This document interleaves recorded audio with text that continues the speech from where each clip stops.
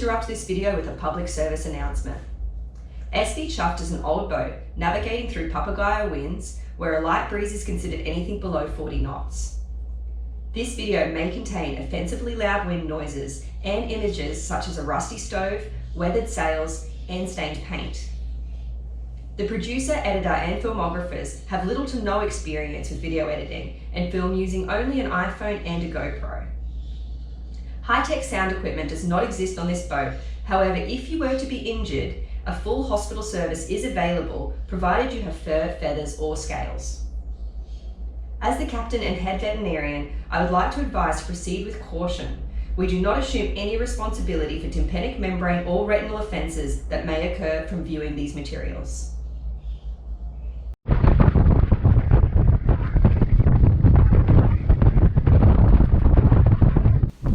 Sailing from Costa Rica to Nicaragua, we were facing some serious offshore winds from the infamous Papagayos, which are known to blow up to 80 knots at times.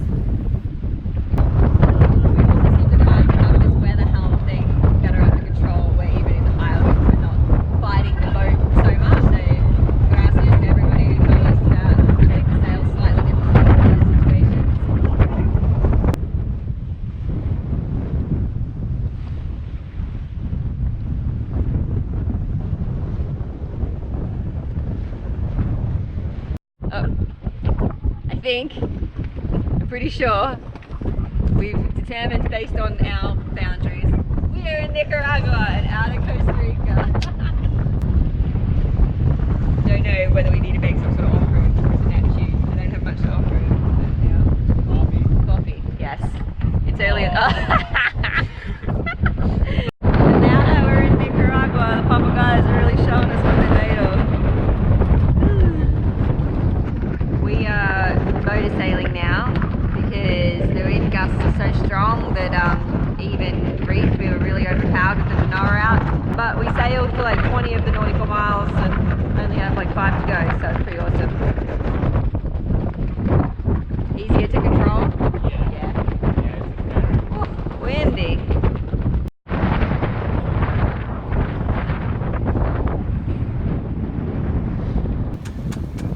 Taking the Costa Rican flag down. Woo! Viva Nicaragua! We're safely anchored in Nicaragua.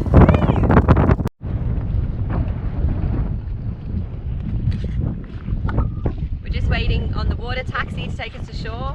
As you can see, it's still very, very, very windy, so we're not going to take our dinghy to and from. We'll get wet for sure. Yeah, go check into the country and explore San Juan del Sur. We're very excited. Oh, you're looking like a cool dude. Oh yeah. I look cool for the check-in. The taxi boat, which only charges $3 per boat round trip, delivered us right to the fishing port, which is busy from sunrise to sunset.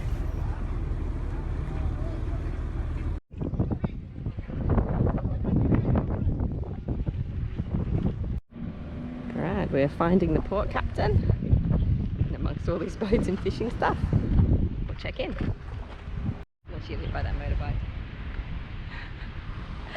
Alright, so we're basically checked in. Just got to go to Aduana tomorrow, which is in another town. But they said we don't need to do it today, which is nice. We can do it tomorrow. And then we just got to pay some money for the Zape, and yeah, we're good. All in all, relatively pain-free process. Took a little time, but not so bad. Alright. Wow. Now that we've checked in, the next most important thing was getting delicious food and a little internet.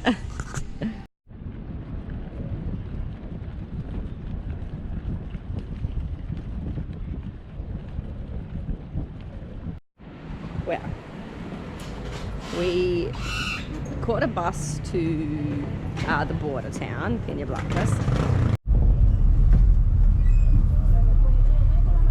So there was 2 buses, and it was really interesting as we were like heading out of town, because it kind of starts with like this nice colonial stuff of San Juan, and then it gets more run down and more run down and more run down until eventually like you're kind of just in the more probably normal parts of Nicaragua.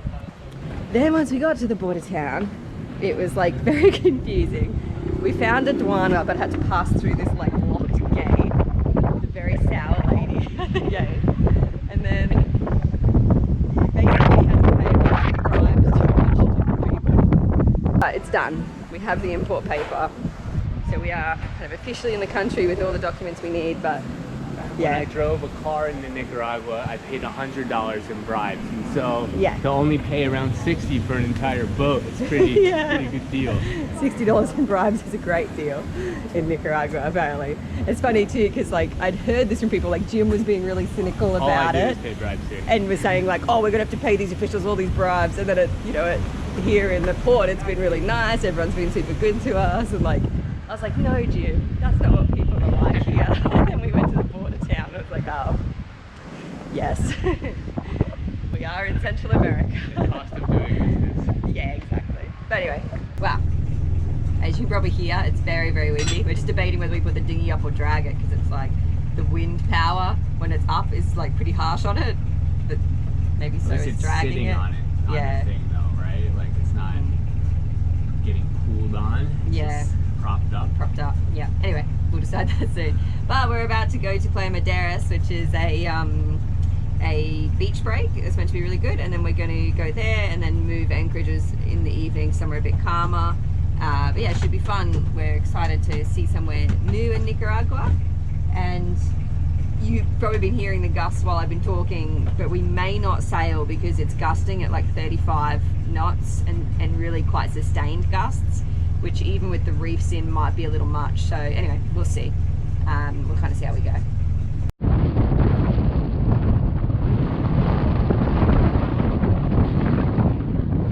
We just had a gust of wind come through so much that we were really feeling like we were on the sail. So we popped the keel down a bit. Alright, I'm tucked down here hoping you can actually hear me.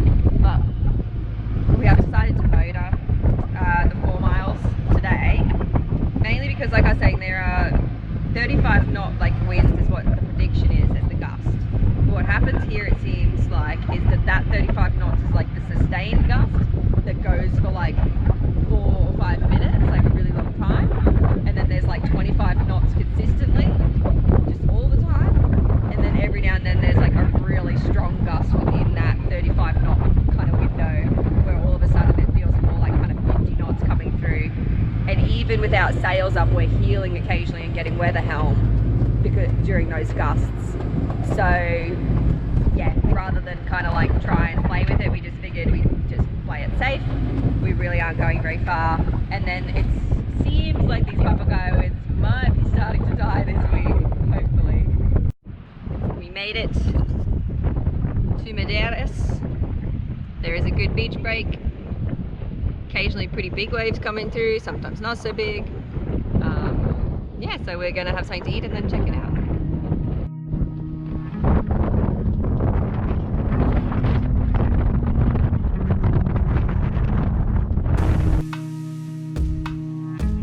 Playa Maderas is a very popular beach break because of its vicinity to San Juan del Sur. We felt very safe travelling here and we really loved the beachside community.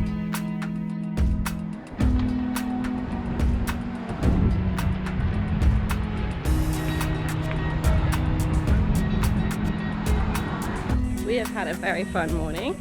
We surfed in with all of our gear and backpacks and all that, and then left our stuff at my friend Gabe's place, who has the big drop surf hostel. It's really cool little kind of has mainly like private rooms. It's really chill, really beautiful place to stay in Playa Maderas. So yeah, we surfed, hung out with them for a bit, just had some lunch. Jim's just guarding the boards, and we'll probably surf a little more and then head back to the boat. And I think the plan is we're going to move to a slightly calmer bay to anchor in tonight.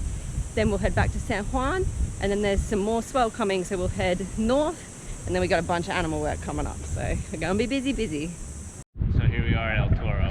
It's named this because at one point this pool became loose. It used to hang out right here, and it would gore people in the... All right, we've made it to El Toro. I just explained why it's called El Toro in a previous video. Which we shan't be using. There's a big story about a bull that you guys don't need to know. And it's probably not true.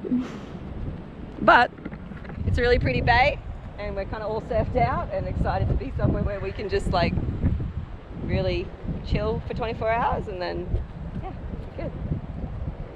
Hopefully the wind stays like this. Yeah, that would be really nice. A little break. It's funny, like the wind doesn't seem so bad, but then when you're in it for like 4 days straight and it's just blowing like 30 knots in your face for 4 days, you're like, oh man, that's a lot of wind. It'd be nice if this stopped. Yeah, but this bay is really nice and calm, so yeah. I just swam to the shore. Jim's doing a double round because he's crazy and fit. And yeah, just gonna have a little look around the beach here before we head to San Juan, get a little more exercise in and some stretching because we're both a bit stiff from surfing. But it's a really pretty spot. Oh, little crab. Oh, little crab.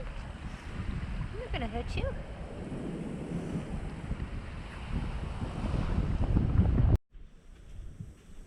Oh, look at the cactus too. That's a huge cactus thing.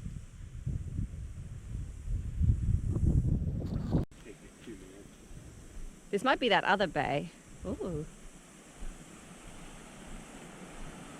I don't know that I want to walk down that path too much. That's a cool view though. That's really cool. The wave breaking over there.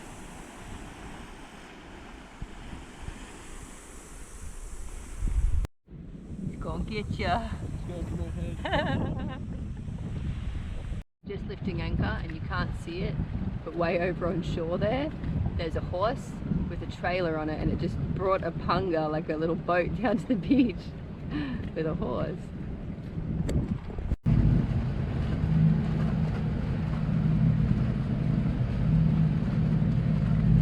Coming back into the windy city of San Juan.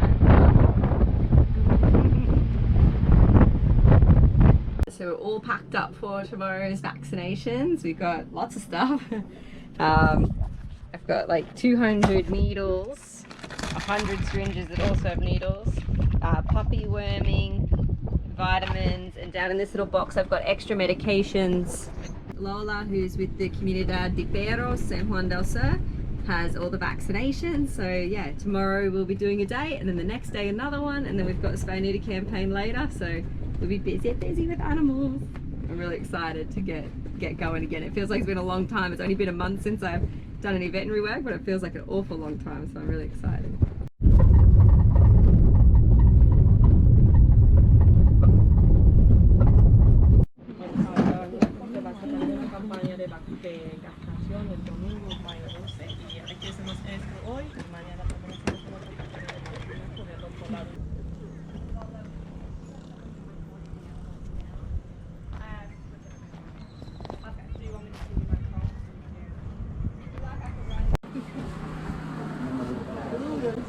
So what's going on here today?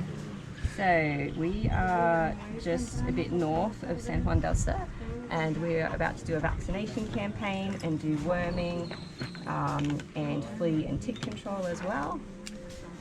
And I'm just setting up, and I think I have everything ready, but we'll see as we go. Okay.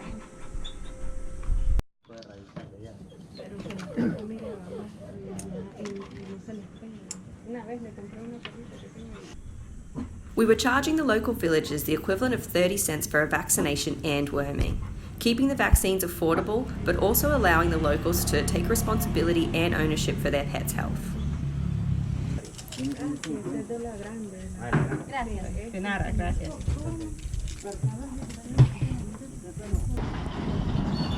These days are nothing like working in a clinic. It's much dustier, much hotter, and more chaotic, with dogs and people gathering around my consulting area. But that's part of the reason why I really love it. I really feel like I get to know the people in the community and their pets by going to where they live. And even in the chaos, an order is maintained. As soon as one dog is finished, the next one takes its place.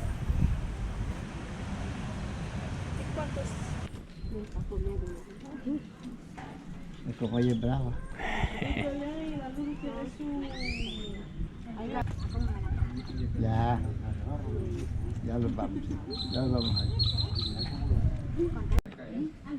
Te pego. Uno. Ok. Eso es todo. Falta.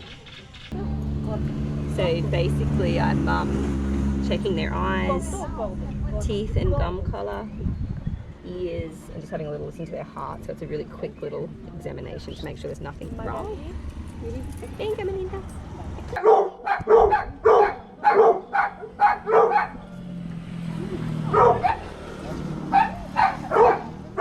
The campaigns are also always a big family event, with the kids being heavily involved and often coming on their own with their pets. ¿Cómo se llama su luro? Teniente. ¿Qué? Teniente. Teniente. ¿Le tomaron foto? Ah, qué bonita. Hola, perro.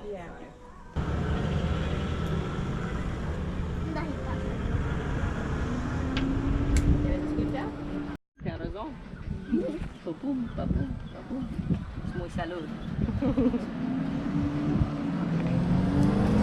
Ok, inyección. Si le duele. Sí. Calma que teniente. Someone threw a rock at this dog a few weeks ago, and then his leg seems to be back to normal. Yeah, we've got Or him. well, getting back to normal.